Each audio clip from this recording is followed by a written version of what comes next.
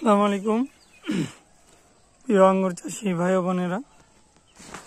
এই মুহূর্তে আঙ্গুর গাছের বিশেষ পরিচর্যার মধ্যে নিয়মিত স্প্রে করা এবং মাঝে মধ্যে পানি দেওয়া, কোনোভাবেই যেন গাছ পানি শূন্যতা না হয়ে পড়ে সেদিকে আমাদের সকলকে খেয়াল রাখতে হবে। পানি শূন্যতা বেশি হলে আপনার গাছ কিন্তু ডাই ব্যাগে আক্রান্ত হতে পারে।